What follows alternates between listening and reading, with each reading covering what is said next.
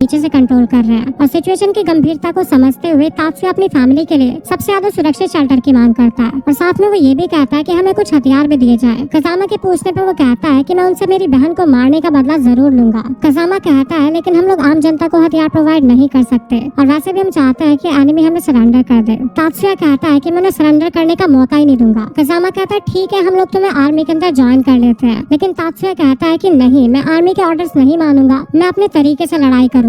लेकिन क्योंकि हम दोनों का एनिमी एक ही रहेगा इसलिए हम लोग मिलकर लड़ेंगे और कजामा भी उसका साथ देने के लिए रेडी हो जाता है। उसके बाद जब वो लोग जा रहे होते हैं तभी मियुकी उसे रोकने की कोशिश करती है और कहती है कि प्लीज मत जाओ, वहाँ पे तुम्हारी जान का खतरा हो सकता है। तात्सुया कहता है कि नहीं, मैं उनसे बदला लेके ही रहूंगा क्योंकि उन्होंने तुम्हें हर्ट जो किया है और वैसे भी मेरी जिंदगी में सिर्फ एक ही चीज है जो कि मेरे लिए काफी ज्यादा कीमती है, जो कि हो तुम, और उन्होंने मेरी सबसे प्यारी चीज को चोट पहुंचाई है। इसी वजह से जब तक मैं उनसे बदला नहीं ले लेता तब तक मुझे शांति नहीं मिलेगी। उसके बाद वो मियुकी से वादा करता है कि तुम चिंता मत करो, मैं वापस जरूर आऊंगा और मेरे पास जो पावर्स है उनसे मैं बड़ी आसानी से उन्हें हरा सकता हूँ। अगले सीन में हम लोग देखते हैं कि उनकी फैमिली तात्सुया और पूरी मिलिट्री को दुश्मनों से लड़ते हुए देखते हैं। हानुमी कहती है कि लड़ाई एक बुरे सपने की तरह होती है और जो तात्सुया होता है वो अपने मैजिक से सभी दुश्मनों को काफी अच्छे से मजा चखा रहा होता है और दुश्मनों की हालत ये चीज देखे काफी ज्यादा खराब हो रही होती है कि तात्सुया उन्हें तो मार ही रहा है लेकिन साथ ही साथ वो अपने सोल्जर्स को भी जिंदा कर दे रहा है। उसके बाद मियुकी अपनी मॉम से पूछती है कि आखिरकार मेरे भाई ने ये क्यों कहा कि मैं ही वो चीज हूँ जो कि उसके लिए सबसे ज्यादा कीमती है।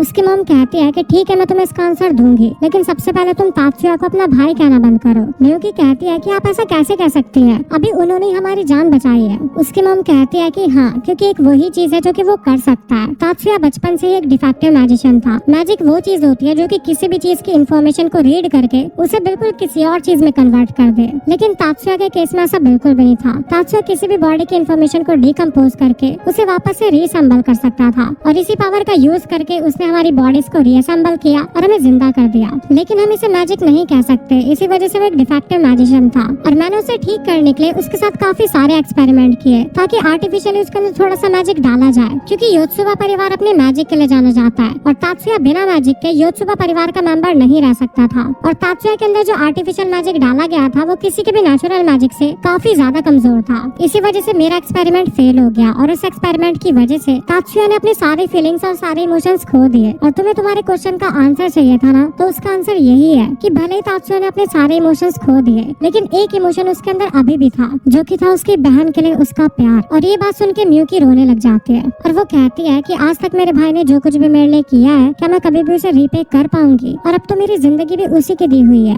उसके बाद हम देखते हैं दुश्मनों की सबमरीन को जो कि उन्हीं की तरफ आ रही थी। तभी तात्सुया उनके तरफ अपनी गन पॉइंट करता है और उसके अंदर से काफी बड़ी गन निकलती है जो कि उसने खुद ही बनाई थी। तभी होनामी तात्सुया की मॉम से वहाँ पे जाने की परमिशन लेती है और उसकी मॉम भी उसे हाँ कर देती है क्योंकि वो जानना चाहती थी कि आखिरकार तात्सुया का प्लान क्या है। उसके बाद तात्सुया अपने साथियों से कहता है कि मैं यहाँ पे संभाल लूंगा और तुम लोग वापस से बेस पे जाओ, लेकिन उसके साथी कहते हैं अगर हम जाएंगे तो तुम भी हमारे साथ चलोगे। लेकिन तात्सुया कहता है कि नहीं, जब तक मैं एनिमीज को खत्म नहीं कर देता तब तक बेस सुरक्षित नहीं है। उसके साथी कहते हैं अगर ऐसी बात है तो हम भी तुम्हारे साथ ही रहेंगे, भले ही हमारी जान क्यों न चली जाए। तभी तात्सुया उन सबमरीन की तरफ फायर करता है और उस सबमरीन के अंदर से भी काफी सारी फायरिंग होने लगती है, लेकिन तात्सुया के साथ ही उसी वक्त वहाँ पे एक शील्ड बना लेते हैं और उसे बचा लेते हैं। उसके बाद वो सबमरीन काफी बड़ी बड़ी मिसाइल्स फायर करती है। तभी वहाँ पे होनामी आ जाती है और वो एक शील्ड बना के सभी लोगों को बचा लेती है। और यहाँ पे जो तात्सुया होता है उसकी सारी कैलकुलेशन भी कंप्लीट हो चुकी थी और वो उनके ऊपर फायर कर देता है और बोलता है मटेरियल बस एक्टिवेट, और वहाँ पे काफी बड़ा एक्सप्लोजन होता है। इधर हम देखते हैं होनामी को जिसने अपनी पावर से काफी बड़ी बड़ी मिसाइल्स को हैंडल किया था और अब उसके शरीर में काफी ज्यादा डैमेज आ चुका था, इस वजह से वो नीचे गिर जाती है। दूसरी तरफ तात्सुया का जो एक्सप्लोजिव होता है उससे काफी बड़ी सुनामी भी आने लगती है और वो लोग वहाँ से निकल जाते हैं। उसके बाद हम देखते हैं होनामी को जो कि मरने वाली होती है और वो कहती है मैं बस अपनी ड्यूटी को निभाने का एक मौका ढूंढ रही थी ताकि मैं एक इंसान की तरह इस दुनिया से जा सकूं, ना कि एक रोबोट की तरह। और ये सब कुछ वो तात्सुया को इसलिए कह रही होती है ताकि तात्सुया को उससे एक सीख मिले। और ये चैप्टर यहीं पे एंड हो जाता है। चैप्टर 2 की स्टार्टिंग में हम लोग देखते हैं कि आज तात्सुया की स्कूल सेरेमनी है, लेकिन उसे ऑडिटोरियम में नहीं बुलाया गया। मियुकी उससे कहती है कि तुमने तो एग्जाम में टॉप किया था, लेकिन फिर भी तुम्हारे साथ उन्होंने ऐसा क्यों किया। तात्सुया कहता है कि सिर्फ पेपर वाले एग्जाम दे के वो खुद को मैजिशियन साबित नहीं कर सकता, लेकिन मियुकी चाहती थी कि तात्सुया के स्किल्स को देख के उसे भी बाकी मैजिशियन की तरह सम्मान मिलना चाहिए। तात्सुया को पता था कि वो उसकी काफी चिंता करती है और तात्सुया को भी उसकी उतनी ही चिंता थी।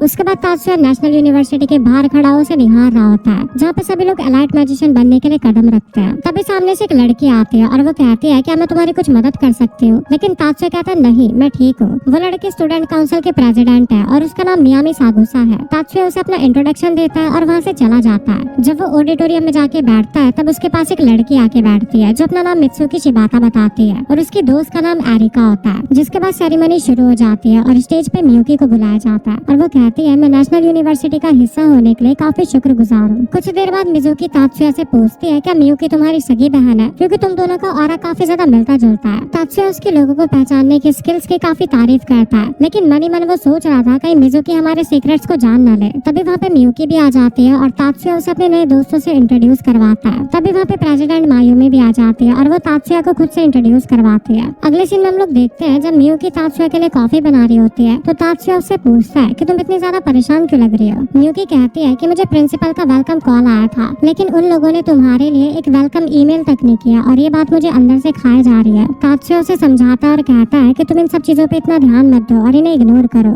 उसके बाद वो लोग एक टेंपल जाते हैं जहाँ पे तात्सुया के ऊपर कुछ लोग हमला कर देते हैं, लेकिन तात्सुया उनसे काफी अच्छी फाइट करता है। दूसरी तरफ हम लोग देखते हैं मियुकी को जो कि मिस्टर याकुमो से, जो कि एक शिनोबी है, उनसे बातें कर रही होती है। मिस्टर याकुमो कहते हैं तुमने पहली बार हाई स्कूल ड्रेस पहनी है ना। मियुकी कहती है हाँ, हमारी सेरेमनी कल ही हुई है। उसके बाद याकुमो काफी अजीब सी बातें कर रहे होते हैं जिससे मियुकी काफी ज्यादा अनकंफर्टेबल हो रही होती है। तभी पीछे से तात्सुया उनके ऊपर हमला कर देता है और कहता है कि आप उसे काफी ज्यादा डरा रहे हैं और उन दोनों के बीच में लड़ाई शुरू हो जाती है। लेकिन जो याकुमो होता है वो काफी ज्यादा पावरफुल होता है और एंड में तात्सुया काफी ज्यादा थक के नीचे लेट जाता है। उसके बाद मियुकी उसके पास आती है और पूछती है तुम ठीक तो हो ना। तात्सुया कहता है हाँ, लेकिन तुम्हारे कपड़े काफी ज्यादा गंदे हो चुके हैं। उसके बाद मियुकी अपने मैजिक का इस्तेमाल करती है और दोनों के कपड़े सही कर देती है। फिर वो कहती है तुम्हें भूख लग रही होगी और वो मिस्टर याकुमो को भी खाना खाने के लिए इनवाइट करती है। अगले सीन में हम देखते हैं जब स्कूल में तात्सुया रजिस्ट्रेशन कर रहा होता है तो एक लियो नाम का लड़का उसे बताता है कि वहाँ पर रजिस्ट्रेशन के लिए कोई भी कीवर्ड का इस्तेमाल नहीं करता। लियो तात्सुया से उसके सिग्नेचर मैजिक के बारे में पूछता है, लेकिन तात्सुया कहता है कि मैं एक मैजिक इंजीनियर बनना चाहता हूँ क्योंकि मेरे पास कोई प्रैक्टिकल स्किल नहीं है। तभी लियो और एरिका में लुक्स के ऊपर बात छिड़ जाती है, लेकिन मिजुकी उन्हें शांत करा देती है। जब वो चारों मिलकर लंच करने जा रहे होते हैं तो उनके बीच में वापस से बहस शुरू हो जाती है। फिर वहाँ पे मियुकी आती है उन्हें ज्वाइन करने के लिए, लेकिन तभी उसके दोस्त भी आ जाते हैं और वो कहते हैं कि तुम्हें यहाँ पे नहीं बैठना चाहिए इन वीड लोगों के पास। हमें कोर्स 1 और कोर्स 2 के बीच में एक लाइन मेंटेन करके रखनी चाहिए। कोर्स 1 के स्टूडेंट कोर्स 2 के स्टूडेंट्स को काफी नीचा मानते थे, इसी वजह से लियो को काफी ज्यादा गुस्सा आ जाता है। जब शाम को सभी लोगों की छुट्टी हो जाती है तो मियुकी के क्लासमेट वापस से आते हैं और वो तात्सुया के सभी दोस्तों का मजाक उड़ाने लगते हैं। वो लोग चाहते थे कि मियुकी उन लोगों से दूर रहे। लियो कहता है अगर तुम लोग इतने ज्यादा ही सुपीरियर हो तो हमें साबित करके दिखाओ। तभी उनमें से एक लड़का लियो की तरफ अपनी गन तान देता है, लेकिन एरिका उसके सामने आके उसे बचा लेती है। जब वो अपने मैजिक का यूज करके एक दूसरे को मारने वाले होते हैं तभी वहाँ पे स्टूडेंट काउंसिल और डिसिप्लिन कम्युनिटी की हेड मारी वानाबे भी आ जाती है और उन लोगों को रोक देती है। फिर वो सभी लोगों का स्टेटमेंट लेने के लिए उन लोगों को अपने साथ बुलाती है। तभी तात्सुया उनके पास जाता है और उनसे सॉरी कहता है और बोलता है कि यहाँ पे किसी भी तरह की लड़ाई नहीं चल रही थी, हम लोग तो सिर्फ मजाक कर रहे थे।